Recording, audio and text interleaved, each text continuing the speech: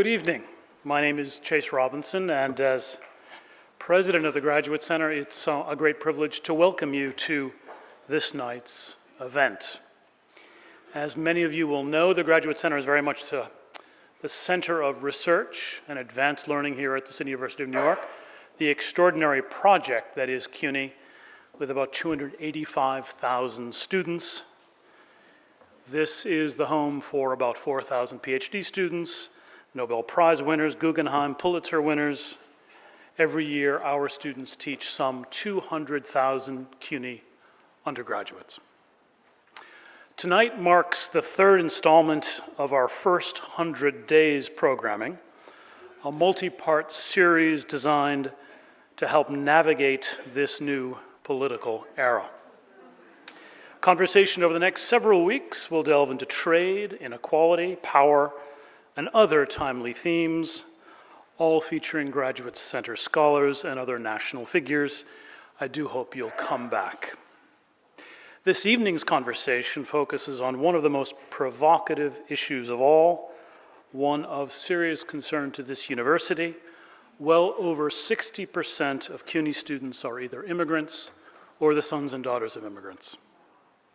Here at the Graduate Center, about 20% of our students are foreign nationals, and many come from the Middle East and South Asia. Hours after the first executive order on immigration was signed, I learned that one of our PhD students, an Iranian national, had been detained in Abu Dhabi and returned to Tehran.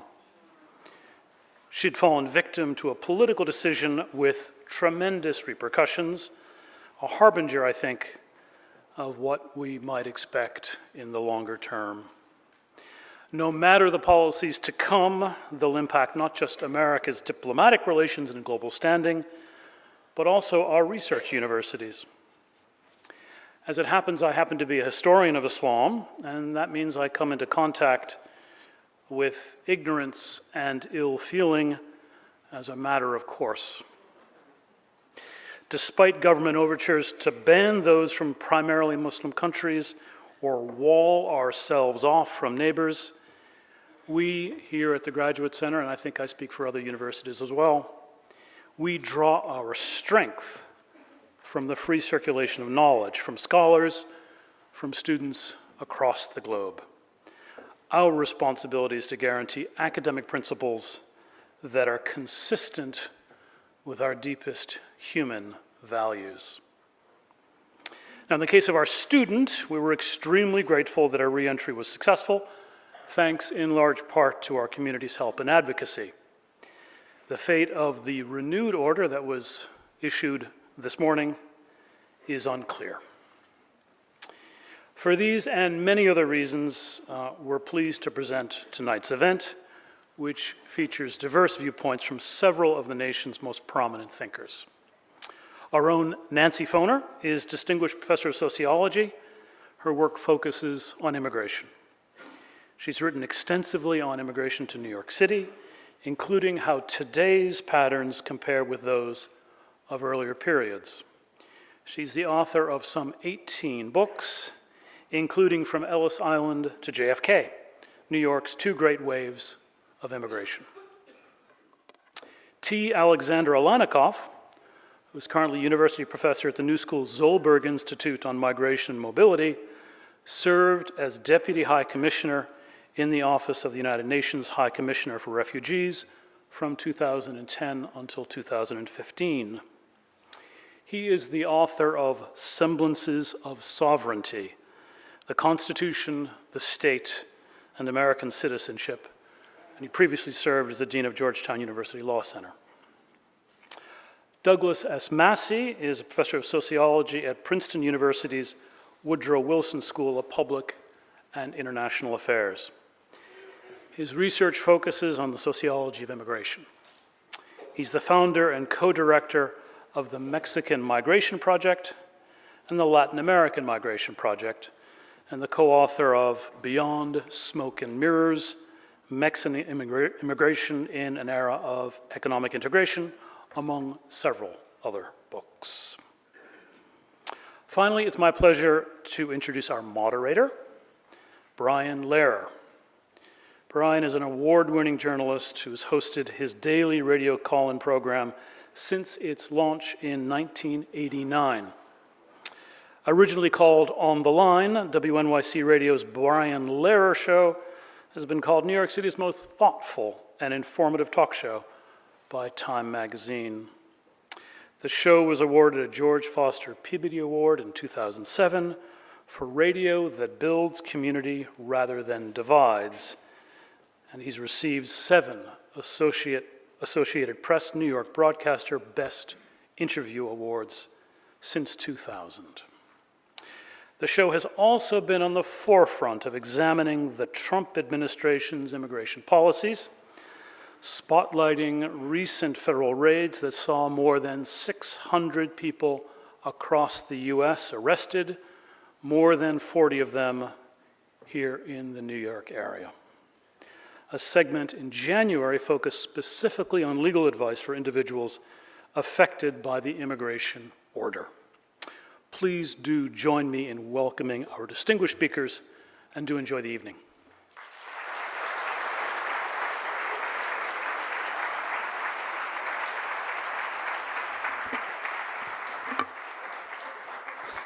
And I'll give you a brief additional welcome from me as the moderator. Day 46, whoa.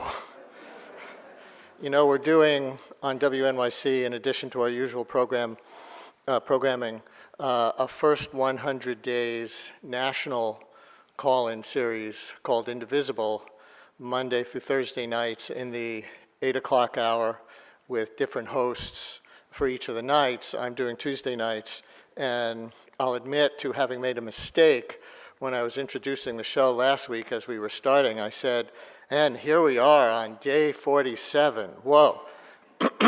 And afterwards I realized, no, wait, it's only day 40, I was off by a week. But it feels like 46 years, doesn't it? And people are so polarized in this issue. You know, even before Trump, I can sometimes gauge some things from who is willing to call in with very little prompting to the call-in show that I do. And even in liberal New York City, it's always been easy to find people wanting to trash today's immigrants and calling in to say, oh, they're not like in our day, I was an immigrant, my mother was an immigrant, whatever, it's different, they don't love this country, there's crime, the neighborhood is changing, I don't see English on the signs, they're taking jobs, all of those things. So there was, you know, that's always been there.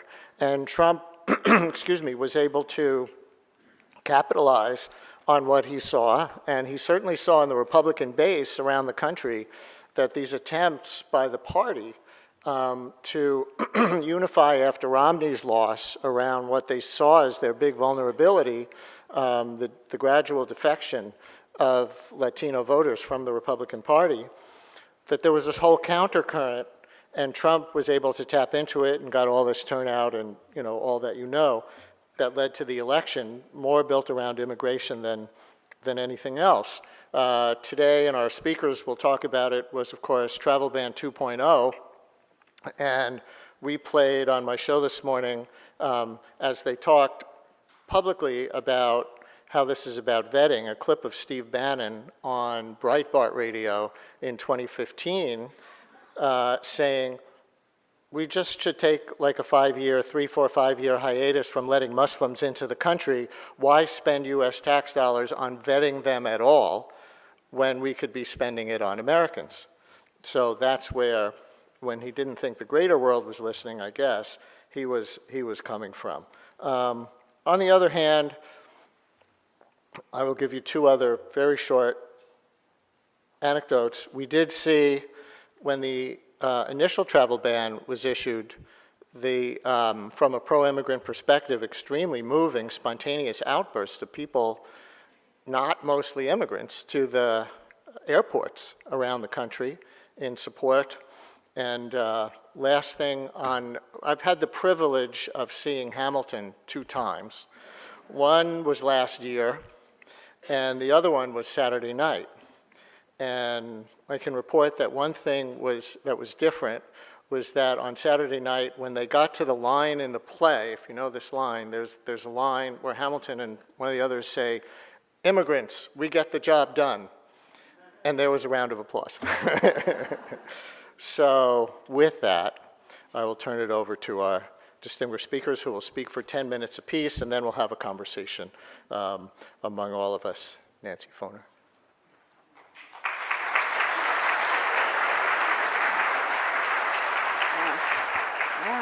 Thank you, Brian. I know it seems like 1,000 years already since Trump has been in, but I think to start the discussion tonight about Trump and immigration policy, I think a good place to begin, an important place to begin, is to start the discussion with some real facts, not alternative facts, not misstatements, falsehoods, we can call them lies, but with real facts about immigrants in today's America.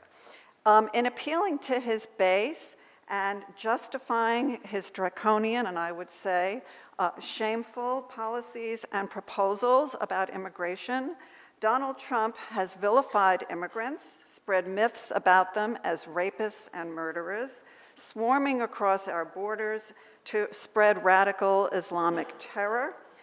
He talks about them as they can't bother to learn English, that they're freeloaders who don't want to work. And I think it's really important to get the facts straight.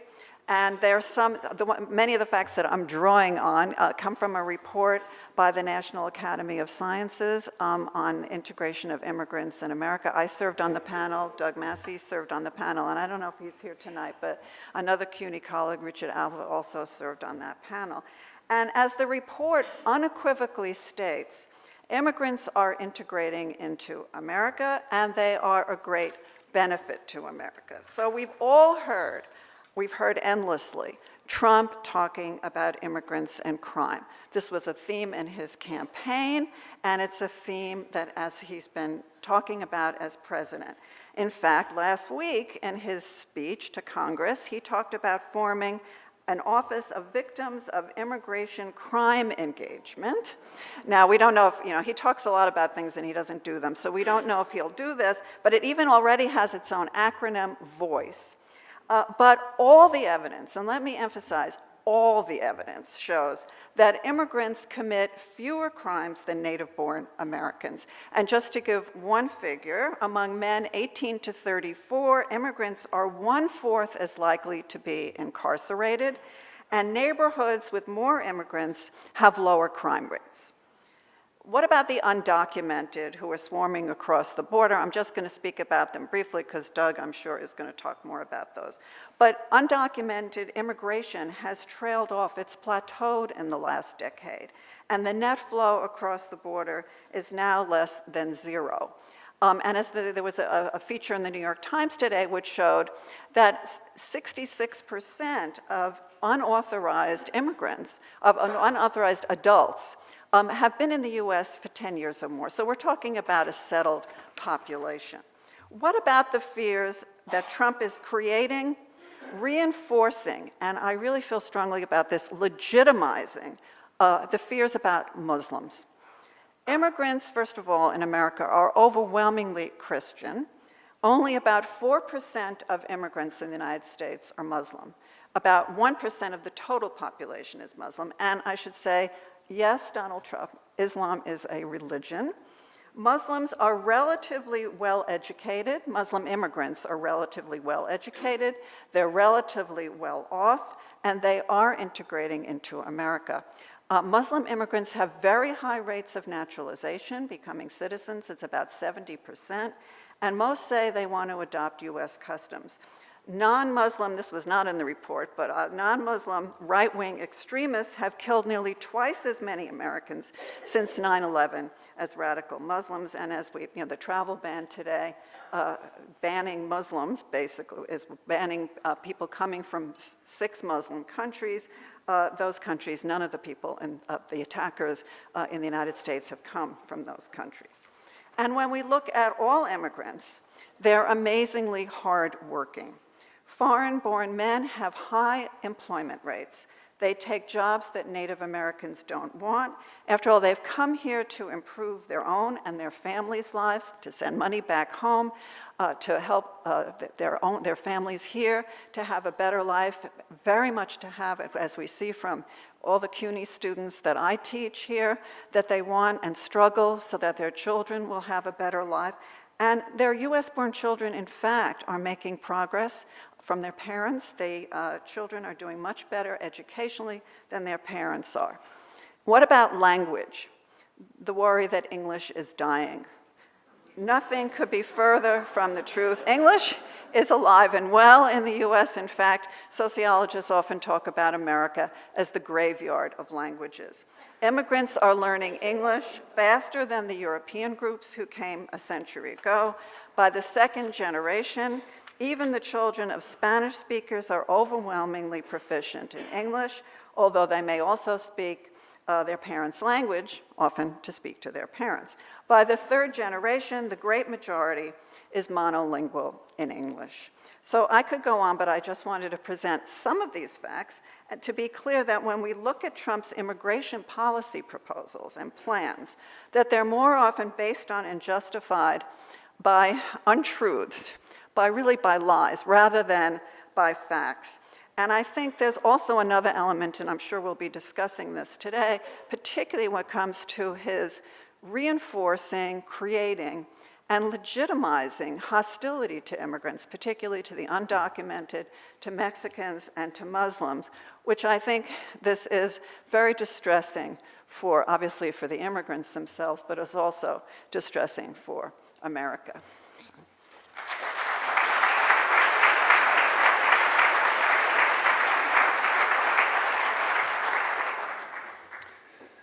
Mr. Trump wants to build a wall on our southern border.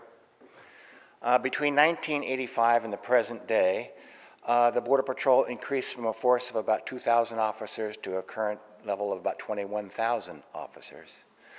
The Border Patrol's budget went from $200 million to currently about $3.6 billion. Over this period, we spent about $35 billion in today's dollars on border enforcement. What have we gotten for our $35 billion in border enforcement?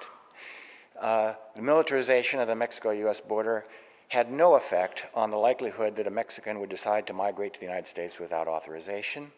It had no effect on the likelihood that that person would be caught trying to come into the United States.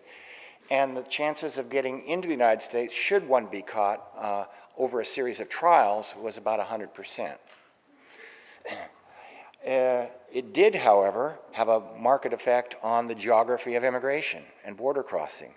The initial militarization occurred at two sectors, El Paso and San Diego, and diverted the flows away from those two areas out into the Sonoran Desert through Arizona, which had been a backwater on the border until 1990s.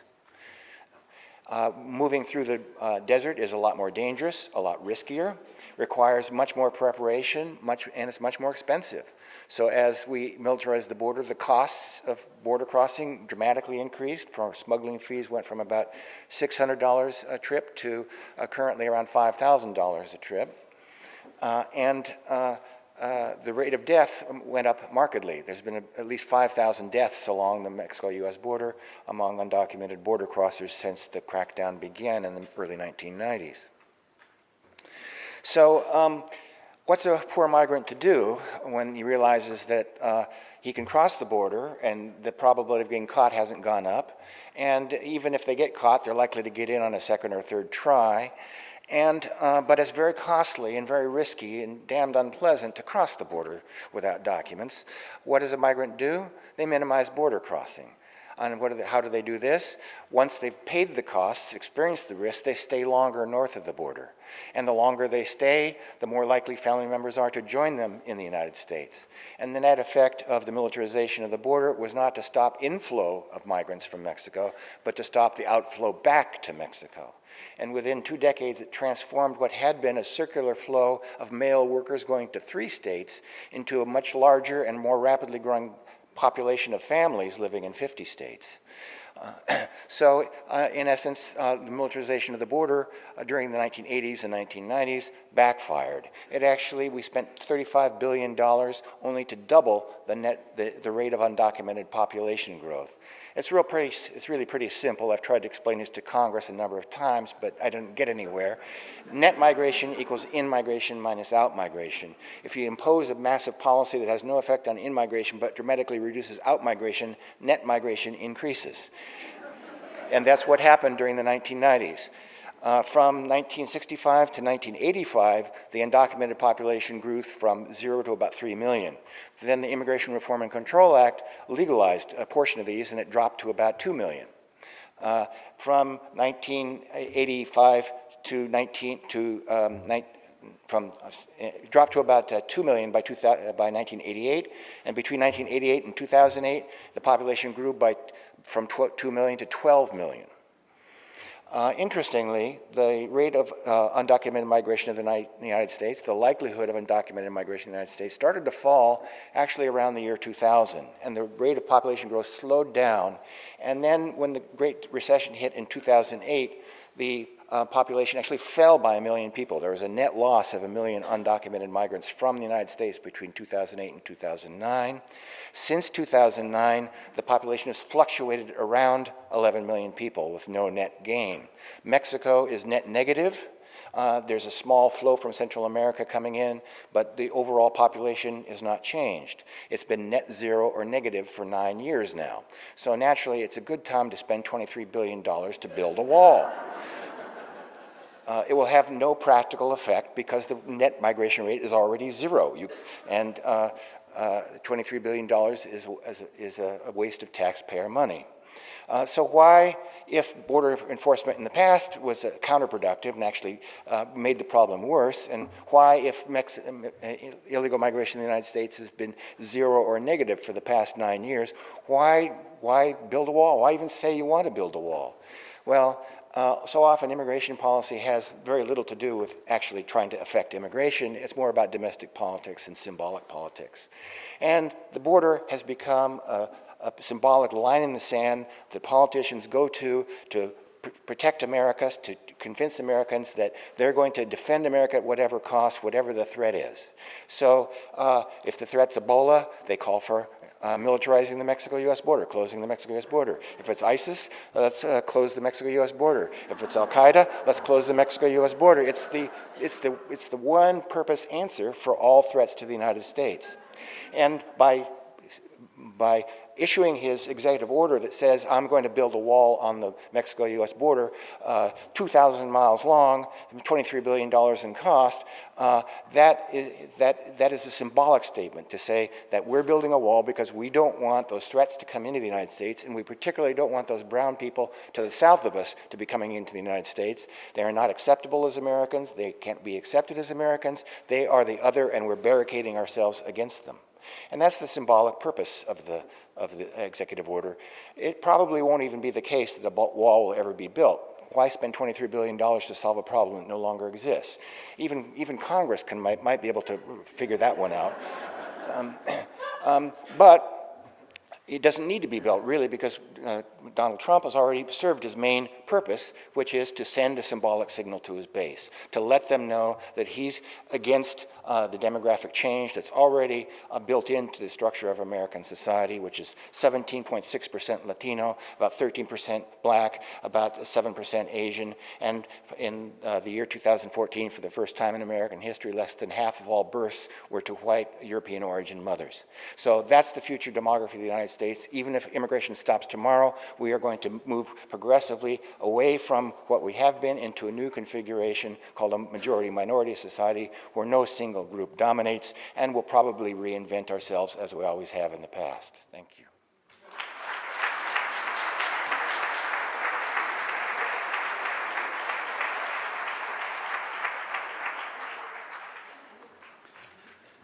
Well, I'm going to follow what you've heard already and talk a little bit about how the reality doesn't match up with what we're hearing from the president, but nonetheless has led to some really troubling practices. I speak here as a lawyer on this panel, so I'll spend a bit of time on the executive orders, what they mean, what they may accomplish, and really the impact they've had on our immigrant communities. Today, of course, you know the 2.0 order was issued for the so-called travel ban.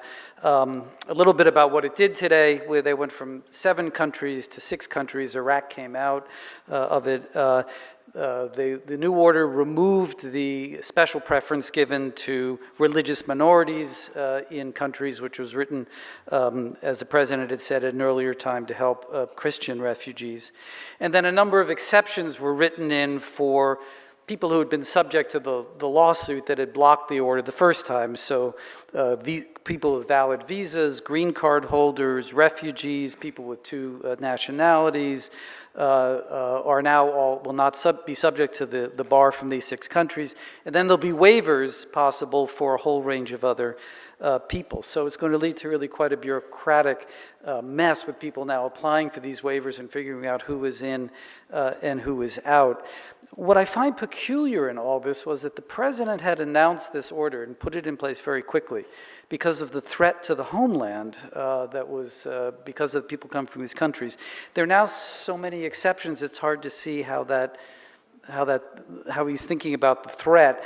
But more importantly, it seems to me, if now anyone with a valid visa can come in, but he said that the initial vetting system was no good, how can that be consistent then with trying to tighten the vetting? You would think that he would have tried to stop people with visas that were granted under a poor vetting system. Since he hasn't, it leads me to the same conclusion I think that both Nancy and Doug expressed, is that this order really is much more about show than it is about facts. It was a way to demonstrate one was tough.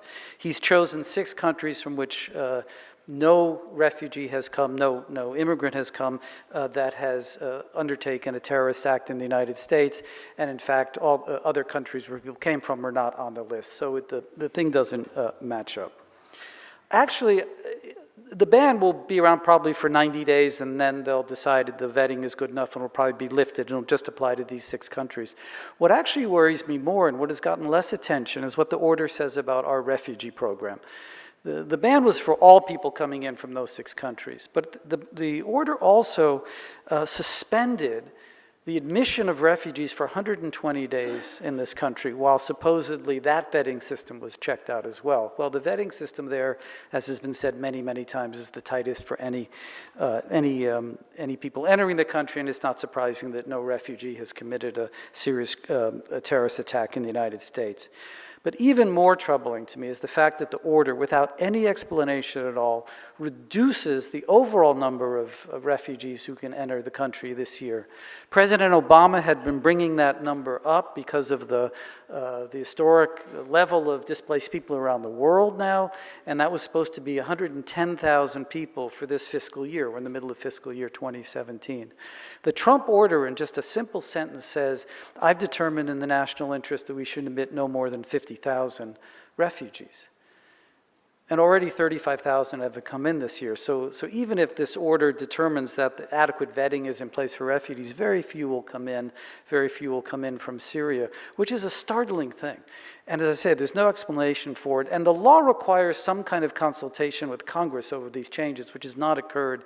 And I think it would actually be well of us to remind all our representatives and senators in Congress to assert their prerogatives about this and say, why have these numbers been reduced when we're facing this crisis around the world of very large numbers of refugees? Why would the United States reduce by more than 50% the refugees that we'll bring in next year?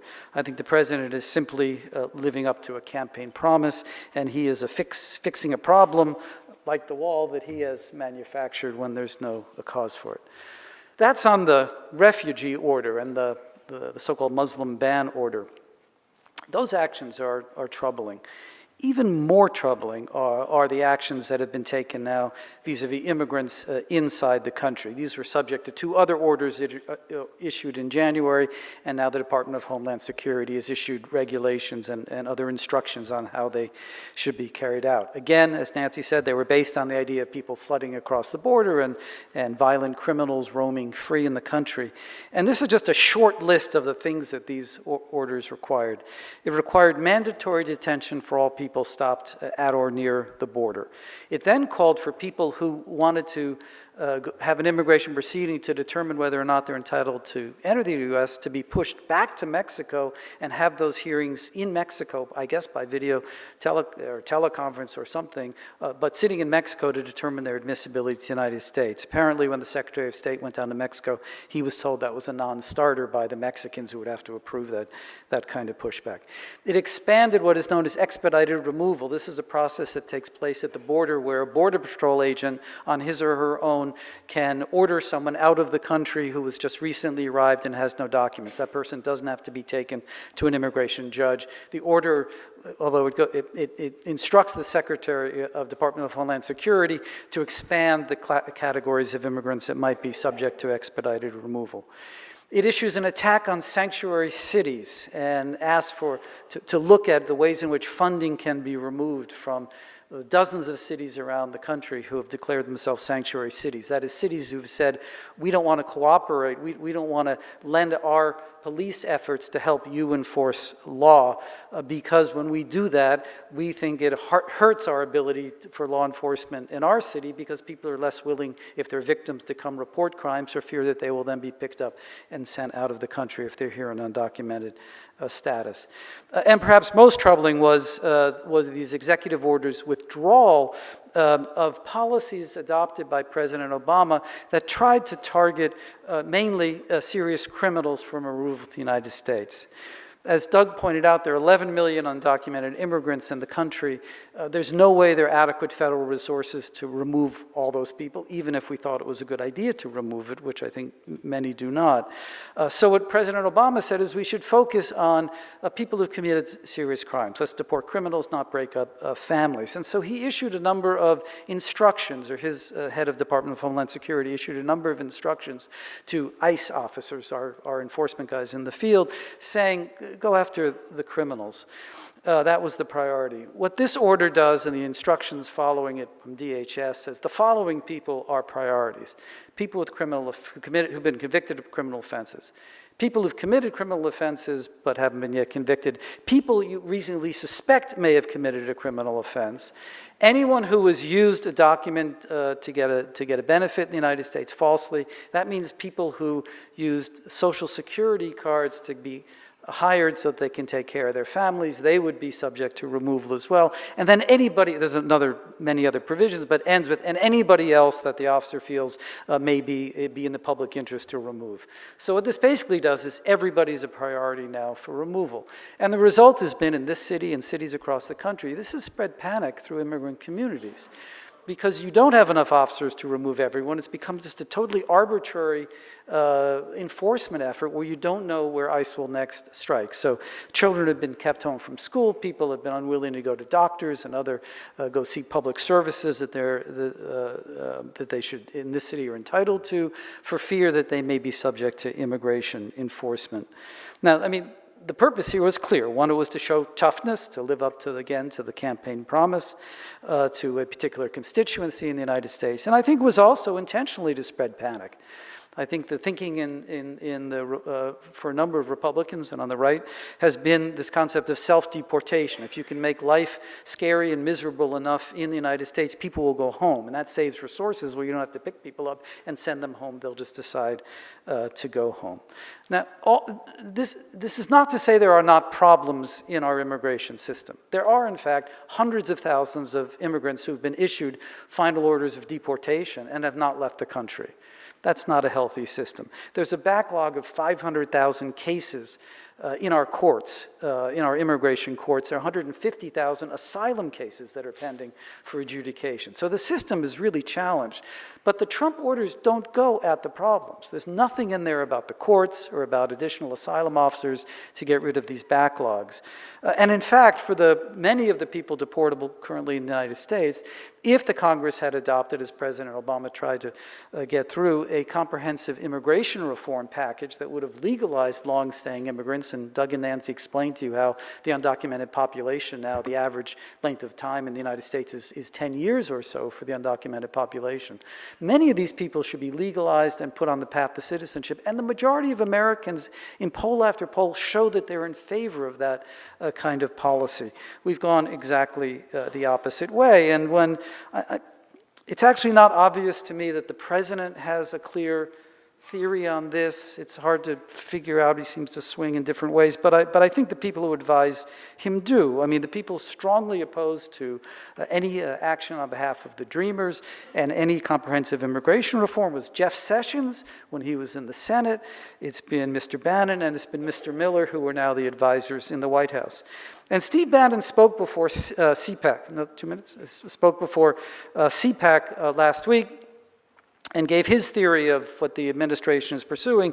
And two elements of his speech were about sovereignty and about economic nationalism. And that, I think, is the theory that underlies a lot of these harsh actions. Sovereignty means a tough border. Economic nationalism means changing our legal immigration system, which I don't have time to talk about. Let me just conclude with this thought. I think what's been released in this country is a xenophobia, a racism, an animus against non-citizens that I have not seen in my lifetime. But we've seen this before in the United States. It was the Chinese exclusion laws, the national origin quota system, so-called Operation Wetback of the 1950s. These were attempts to show toughness at the border and to not permit the demographic shape of the United States to change. We've regretted all those episodes in our history, and we will come to regret the ones the president has announced. I have no doubt about that. But unfortunately, we regret these things too late after damage is done. That's for history. So the question now is, what do we do now? What kind of action is possible? And I think that requires popular protest, like we saw at the airports. I think it means reaching out to immigrant communities to offer them help and empathy and support. And I think it means supporting the organizations that will bring lawsuits to make sure that due process is observed in immigration proceedings and detention and the like. Look, New York is the leading immigrant city in the world, and it needs to be the city that just says no. Thank you.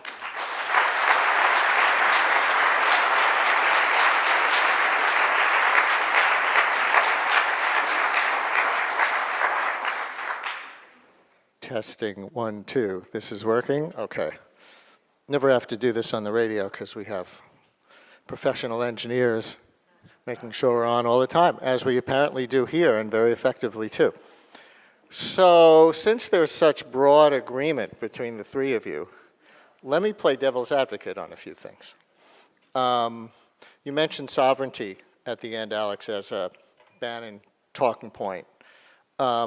A lot of the Trump supporters out across the land, Nancy, maybe you'll take this first, would say, yes, sovereignty. Trump has said on the campaign trail, if you don't have borders, you don't have a country. So as a premise, should a country not be able to establish enforceable borders and then determine through whatever combination of interests, they feel is the right mix, who should be allowed into this country? And if the borders are as porous as they've been, then does it not make sense that people who feel disadvantaged in any way by the number of immigrants coming into the country today would rise up politically? Well, I think, is this working? Yeah, okay. I think it's more complicated than that. I don't think it's an issue just of sovereignty. I think we've heard from, the anger and the hostility that people are feeling towards immigrants.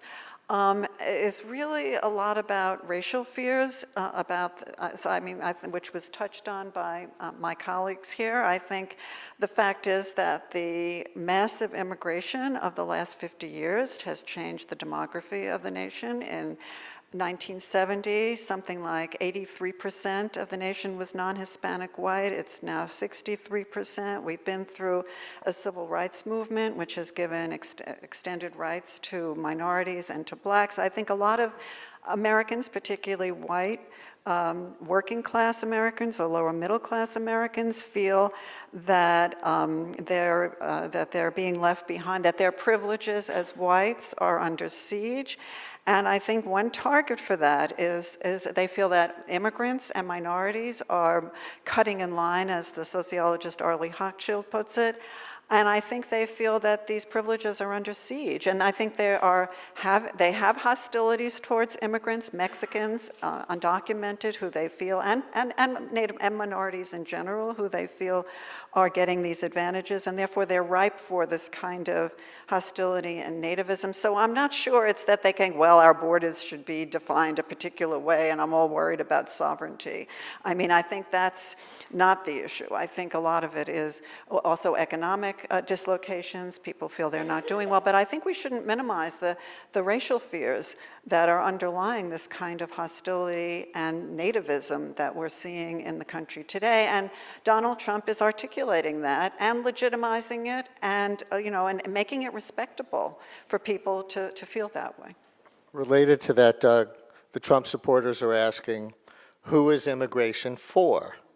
And is it for the sake of the immigrants and more or less whoever wants to come here to cast their lot in the United States?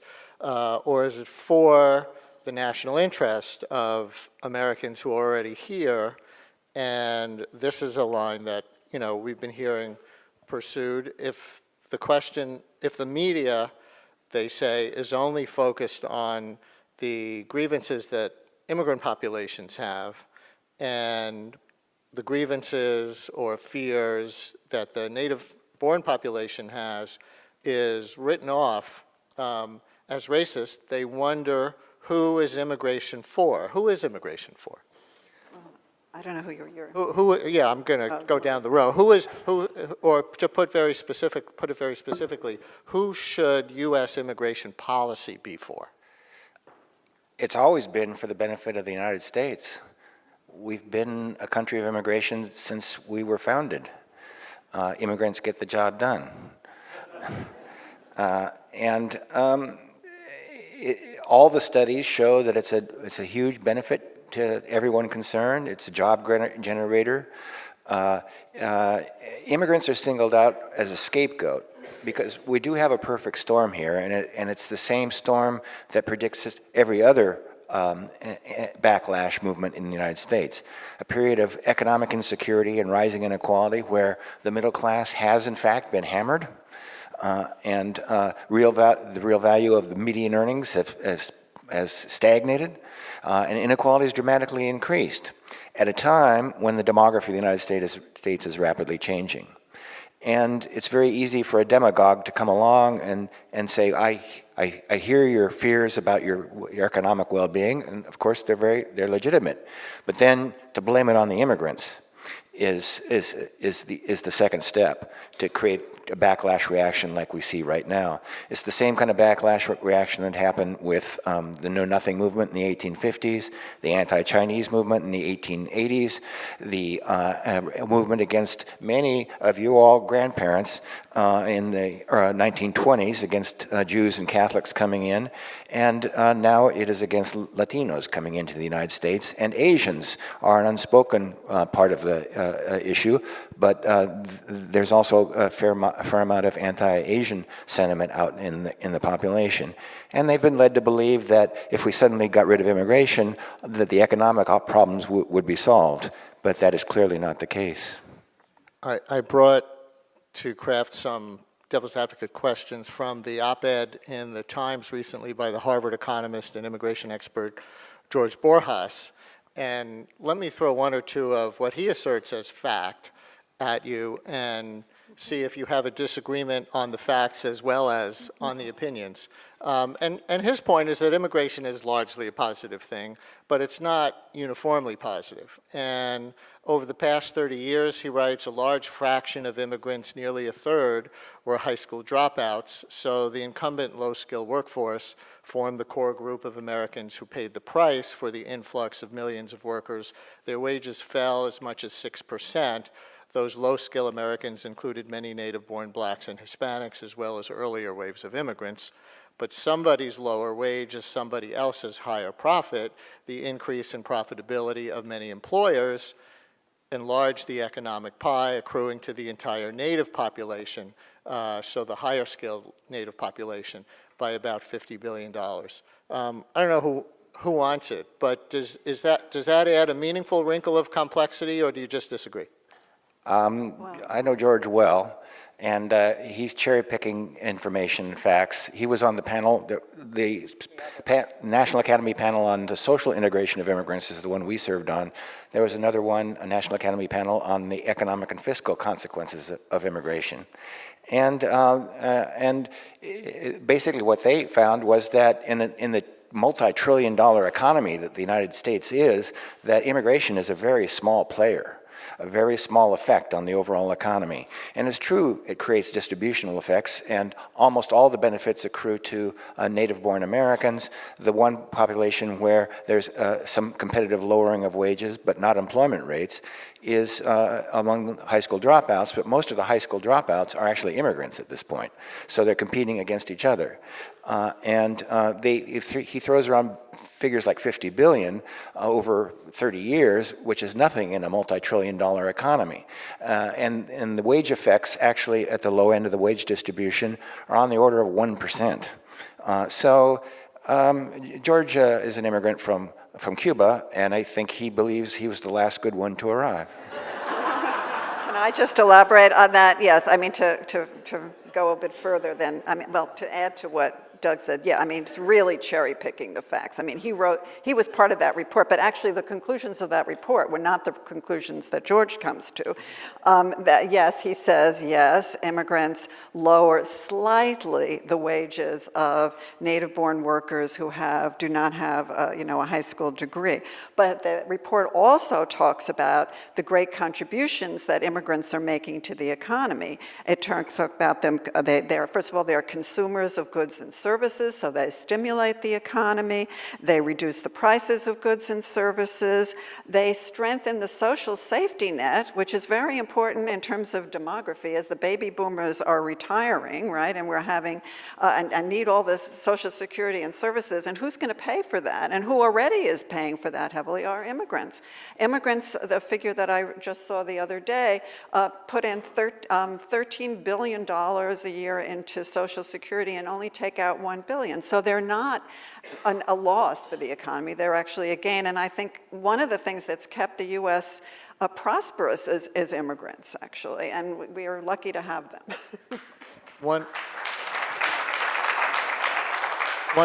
In fact, one of the things that I haven't heard in Steve Bannon's economic nationalism analysis is the impact of immigration on Social Security and Medicare, which part of his nationalism actually wants to preserve. The fact that we are replenishing the working age workforce in a way that Europe and Japan are not, putting even more pressure on their retirement programs. I haven't heard Donald Trump or his team mention it.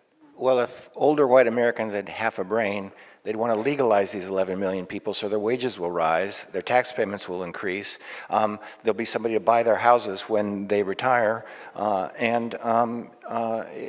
a great book called Immigrants and Boomers that goes through the demography of how it makes sense to increase the mobility of these immigrants to the extent that we can, that will benefit and help pay for the retirement of the baby boom.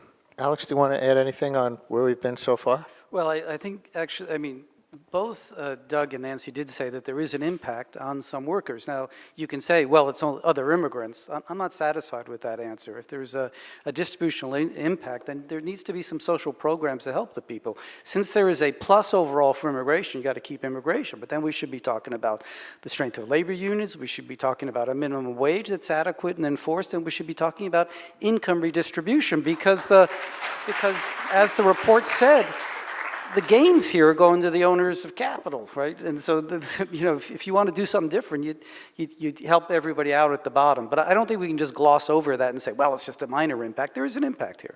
But the biggest single thing that could be done to improve the welfare of the people at the low end of the labor market is to legalize the 11 million people so they're no longer exploitable and can unionize and their wages can rise and they can be organized. I have one anecdote from a friend, I don't know how representative it is, about the impact of Obama's deportation policies on wages. I have a friend who invests in real estate, and right after the crash in 2009, she bought 5 properties in Las Vegas, which was incredibly hard hit. Under the theory, Las Vegas is going to come back, and she said over this 8-year period of the Obama administration, wages for the contractors, employees, went up by 50% because people were going back to Mexico because they felt the pressure. Now, one could argue that that's a good thing from an American wages perspective. If there is a less supply of labor, then wages go up, and it might as well accrue to the people who are here. And she might argue, she's aghast at it, right? And maybe not from the human rights perspective so much, although that too, but she's unhappy that her labor costs went up. So I don't know if that's evidence, Alex, that less labor does mean higher wages, or if we really can keep the same workforce size as we have now or grow it and enforce higher wages at the same time. I'd rather have them answer that question. But can I take that question a slightly different way than you asked it? Because you're talking about the return of people home, the deportations, then the impact here. And I know the study you're talking about. There's another part of this. We've talked mainly about what the American interest is. The United States is part of a hemisphere and part of a world. And actually what the deportation program has had, and this is true under President Obama as well, the return of criminal aliens to particularly the northern triangle countries of El Salvador, Guatemala, and Honduras, have created gangs, criminal gangs that were created here have now been deported to those countries. We now see the impact of that because we had about almost 200,000 people from the northern triangle over the last 3 or 4 years coming to the United States, many of whom, not all, but many of whom were fleeing gang violence and other forms of violence. So we're in a connected region here, in a connected world, and we need to look at the impacts of our policy in many different ways. In the same way, by not taking in 50,000 additional refugees that President Obama wanted to take in, we have impacts in other parts of the world. And let's not forget why we have immigrants from Central America. Before 1980, there was virtually no immigration from Central America to the United States.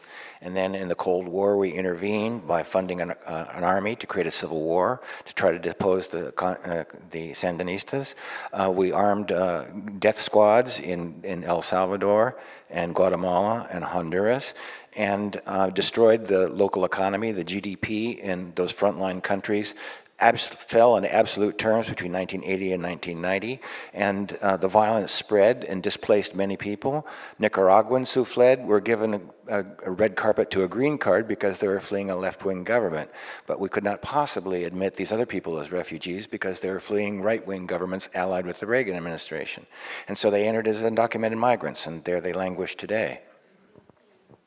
Yeah, I just wanted to raise something else that we haven't talked about, maybe because there hasn't yet. There have been rumblings about the policy, if we're talking about immigration policy, and that is talk that we've heard about is reducing the overall numbers of legal immigrants and cutting out certain programs like the diversity visa program, which lets in about 50,000 immigrants a year who come from countries that have very few immigrants here, which provides a seed really for to bring in family members eventually. potentially, but they're talking about big cutbacks in the absolute numbers that will be admitted. And also they're talking about, when you get to George Borges, they're talking about, and we don't know if this will be implemented, a point system along the lines of something that Canada has, so giving points, special preference to educated immigrants.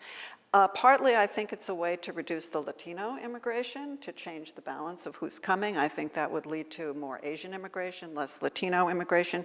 We don't know what's going to happen with this, and as Ari Zolberg, who Alex's center is named after, famously said that immigration makes strange bedfellows, and so we can't really predict what's going to happen, right? Because on the one hand, immigrant advocates and immigrants and liberal organizations would like to keep the numbers up, but so would many employers, agribusiness, and many businesses have an interest in keeping the numbers up. So we don't really know how that's going to play out, but I mean, that is an issue if we're talking about policy. Certainly that is an important issue that's going to happen, because the United States has been admitting legally with permanent resident visas about 1 million immigrants a year. We admit more immigrants legally than any country in the world, and we've been very generous, really.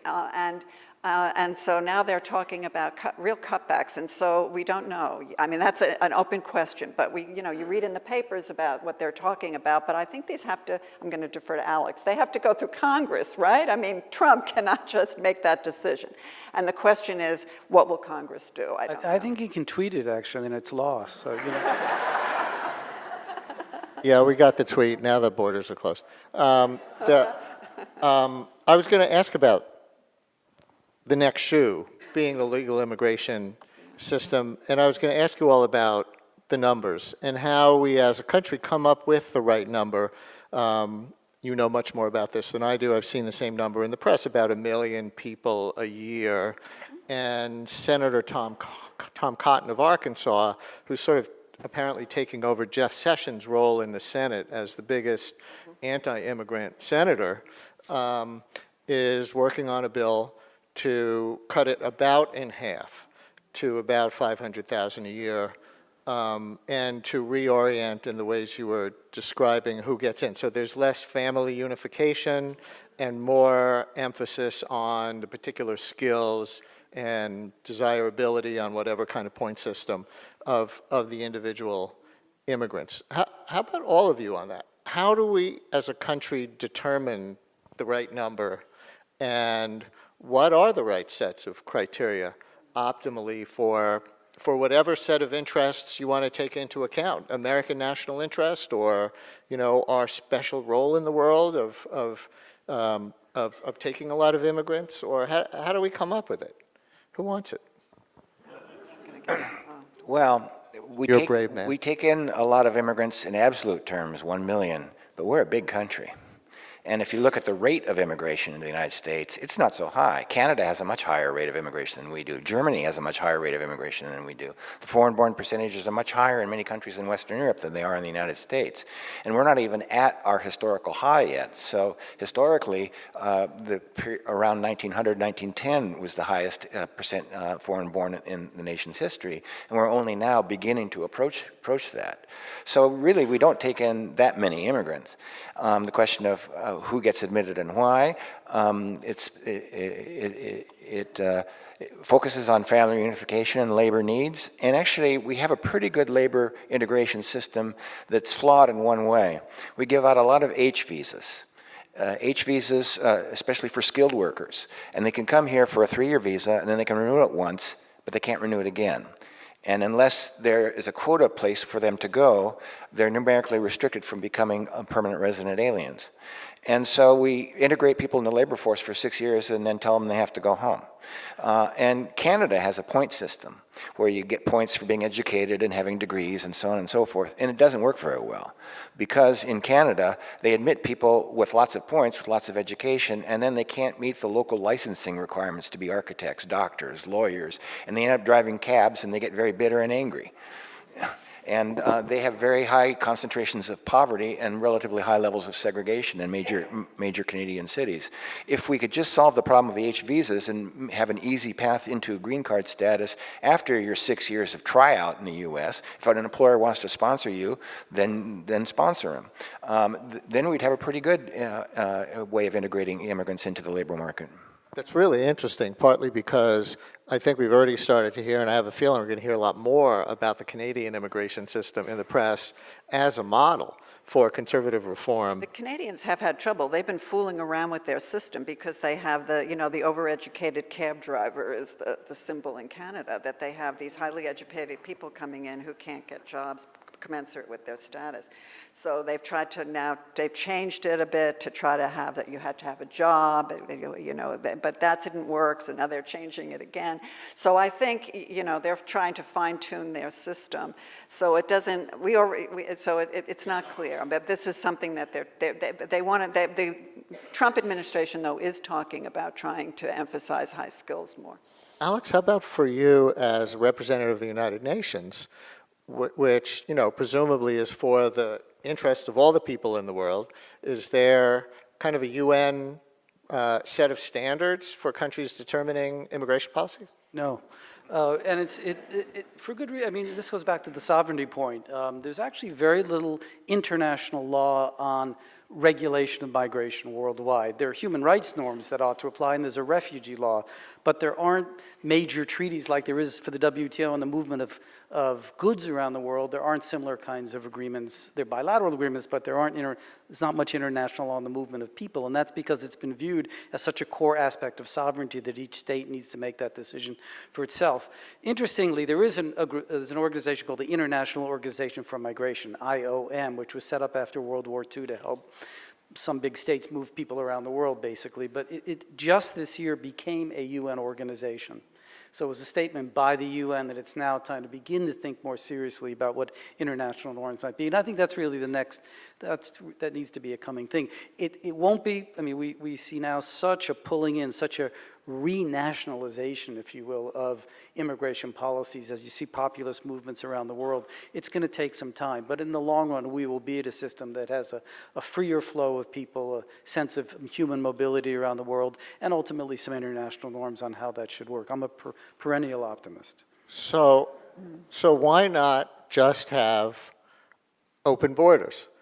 That's what the Trump supporters accuse liberals of wanting in the first place. And I could make a case that migration should, in fact, be a human right. Is migration conceivably a human right, Alex? And why not have open borders all the way along? Yeah. At the moment, it's not a human right for the reasons I've described. I mean, it really is seen as a very core aspect of sovereignty to control one's borders. I'm not sure how we would get to human mobility being a human right, but I would start by turning it around that way, rather than thinking about how should countries regulate their borders, which of course are arbitrary lines on the globe, and for most of human history they weren't there, and think about really the ability of human beings, as they through most of human history have had, to the right to settle, or the ability to settle in places they can move to. I mean, in the long run, I think we want to get to that kind of a world. And I mean, Europe tried it, didn't work out so well at the moment, but I can imagine a day where there will be a North American free movement system. It may happen more regionally. So in Western Africa, there's a free movement. There's now free movement starting in parts of Latin America. So I think we will get to that at some point, but it's not a good time to be talking about it now, given the backlash. Oh. Is that the difference between NAFTA and the EU? In the EU, there was free movement of capital and people. In NAFTA, there was just free movement of capital? Yeah, I've written on this. I think if the United States had put in place a larger quota for Mexico and Canada in 1993 and made more availability of guest worker visas, that our undocumented population would be a fraction of what it is today. We missed an opportunity. You can't partially integrate economies. You can't magically draw a line and say, well, we're going to integrate capital markets, we're going to integrate services markets, we're going to integrate land markets, we're going to integrate all these markets, and magically we're not going to allow any labor to move in this integrated economy, when in fact the integration creates connections that promote the movement of people. And having a cap of 20,000 visas for a country like Mexico, which is our third largest trading partner and 130 million people, it just generates way more demand for a visa than can be accommodated with that little 20,000 per country per year quota. The reason we take in so many immigrants outside of the quotas is because relatives of U.S. citizens are largely exempt from quota limitations. So spouses and minor children come in without numerical limitation, and parents can come in without numerical limitation if the person sponsoring is a citizen.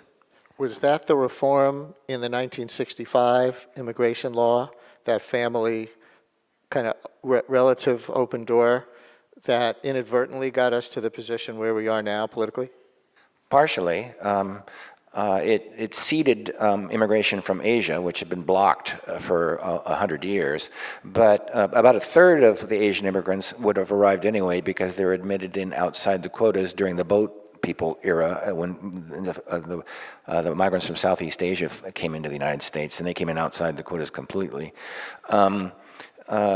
But yeah, I think the one piece of the family reunification system that could be really profitably reformed is the right to bring in your brothers and sisters. It's subject to a numerical limitation, but that's the biggest single multiplier in the chain migration system. Of unskilled labor, right, Nancy? And, you know, I live in the East Coast. My brother lives in Los Angeles. I mean, if you can come and go and visit, then you don't really, you don't need a permanent resident visa to do that.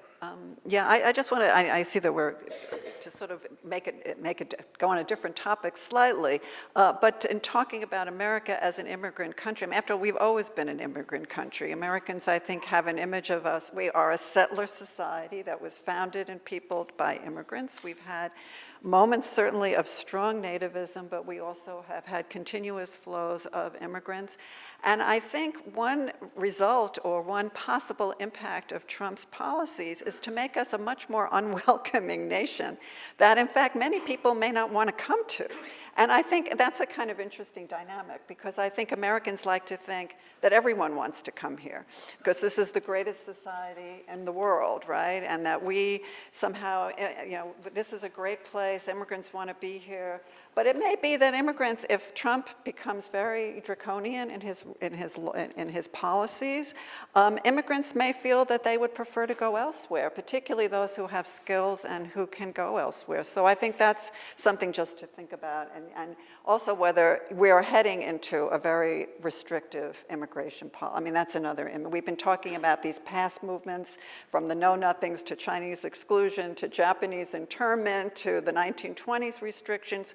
So taking a kind of long historical view, are we moving into a period not just of increased nativism that's legitimized in public discourse at the highest levels, but also are we moving into a period of lower immigration? And you know, is this a different stage in American immigration history?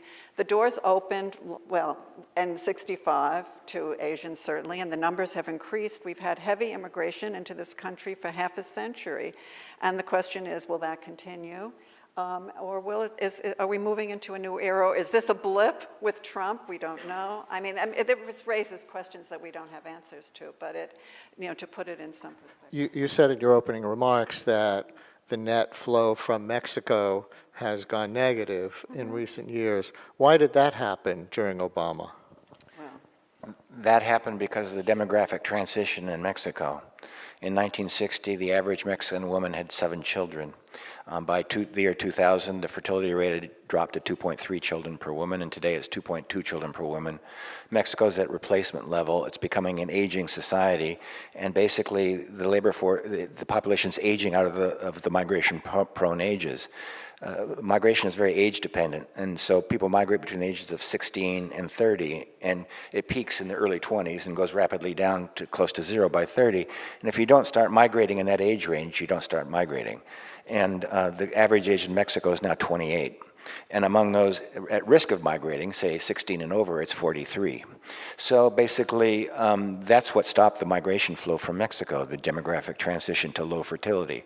And Mexico's become an aging society. And Americans don't know how lucky they have it. In our hemisphere, all of Latin America is now basically at replacement level as a whole. And we're not facing exploding population growth to our south. We're not facing massive failed states. It could be a very stable hemisphere. And the vast majority of undocumented migrants come from the Western Hemisphere, about 85%. China and India, if you look at the population, they're only each a little below 2% of total number of undocumented migrants. So it's really manageable in this hemisphere if we take a different point of view. We're just about out of time. We're going to get kicked out of here in a couple of minutes. But Alex, just to end on the news, since Travel Ban 2.0 was unveiled today, and you were commenting on that in your opening, from a legal standpoint, do you think they've satisfied the courts? Because that's presumably what they rewrote it to do. Do we now just have a policy dispute, or do we still have a legal dispute?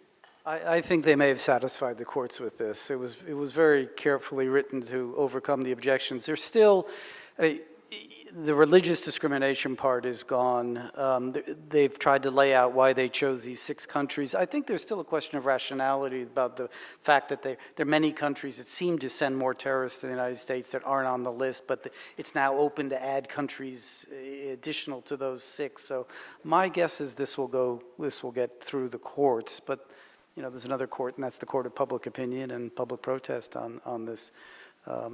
So we'll see. And what we don't know is whether the administration really wants to use this to keep everybody out, or whether they will announce victory in 90 days that they've now fixed the system and it's now safe to resume people coming in, and I don't think there's any way to predict which of those will happen. But I think once the lawyers finally got a hold of this, they wrote it in a way that probably will survive scrutiny. Well, on that note of appropriate uncertainty, ladies and gentlemen, please thank our wonderful panel.